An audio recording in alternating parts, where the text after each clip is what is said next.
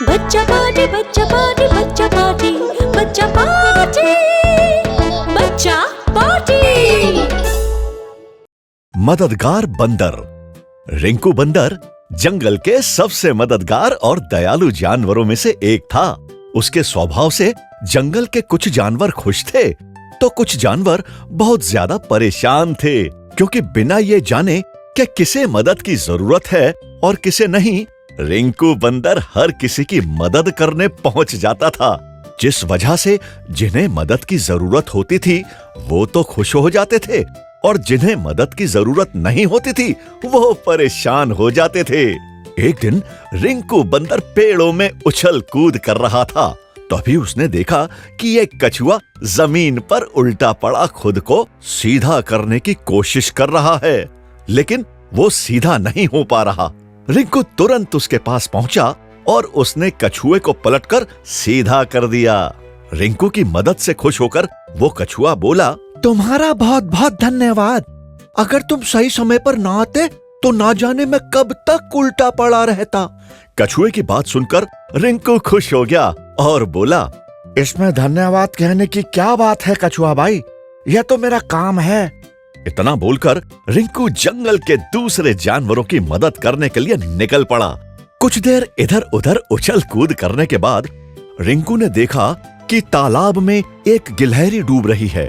रिंकू जिस सुनहरे मौके की तलाश में था उसे वो मिल चुका था और उसने बिना सोचे समझे ही तालाब में छलांग लगा दी और डूबती हुई गिलहरी को तालाब से बाहर निकाल लिया और गिलहरी से बोला, अच्छा हुआ मैं सही समय पर आ गया, नहीं तो आज तुम तालाब में डूब जाती।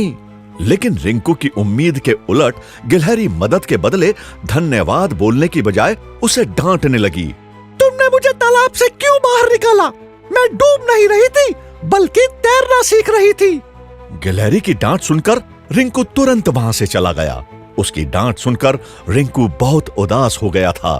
वो एक पेड़ की डाली पर बैठकर खुद से बातें कर रहा था। मैं तो सबकी मदद करता हूँ, लेकिन फिर भी मुझे सब डांटते हैं। मैं ऐसा क्या करूं जिससे सब मेरी तारीफ करें? उसकी बातें वहीं पास ही बैठा तोता सुन रहा था। वो उसके पास आया और बोला, रिंकू मेरे दोस्त, तुम बहुत अच्छे हो जो सबकी मदद करना चाहते हो, लेकिन बिना यह जाने कि किसे तुम्हारी मदद की जरूरत है और किसे नहीं, तुम सबकी मदद करने पहुंच जाते हो और इसी कोशिश में तुम्हारी वजह से उन्हें परेशानी होती है जिन्हें तुम्हारी मदद की जरूरत नहीं होती। तोते की बात सुनकर रिंकू बोला, तो मैं ऐसा क्या करूं जिससे मुझे यह पता चल जाए कि किसे मेरी मदद की जरूरत है और किसे नहीं? रिंकू की बात का जवाब देते हुए तोता बोला कि ये तो बहुत आसान है। अब से तुम उसी की मदद करना जो मदद के लिए पुकार रहा हो, उसके अलावा किसी की भी नहीं।